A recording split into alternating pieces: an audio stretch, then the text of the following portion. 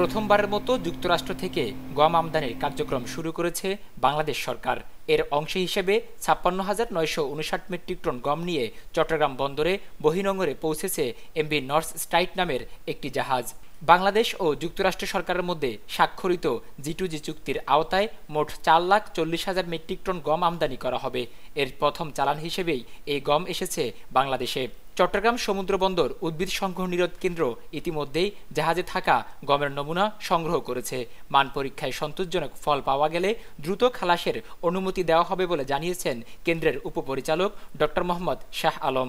জাহাজটির স্থানীয় প্রতিনিধি seven cis লিমিটেডের প্রধান নির্বাহী মোহাম্মদ আলী আকবর জানান, সব আনুষ্ঠানিকতা শেষ করে আগামীকাল রোববার বিকেল থেকে বন্দরের বহির্নোঙরে গম খালাসের কাজ শুরু হবে।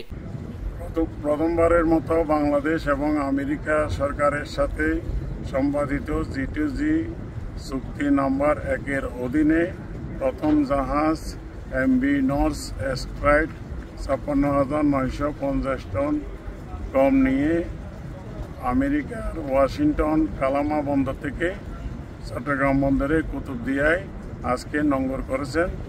আমরা সকালে মন্ত্রণালয়ের এডিশনাল সেক্রেটারির নেতৃত্বে একটি স্যাম্পল টিম নিয়ে জাহাজে এসে স্যাম্পল কালেকশন করেছি এবং এই স্যাম্পল কোয়ালিটি পাস হলে আগামীকাল থেকে জাহাজ থেকে কার্গো ডিসচার্জ শুরু হবে।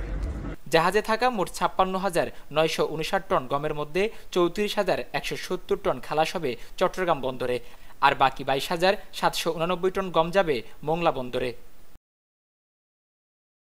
নুরুন্নবী শাওন, ডেস্ক রিপোর্ট, দৈনিক পূর্বকোণ।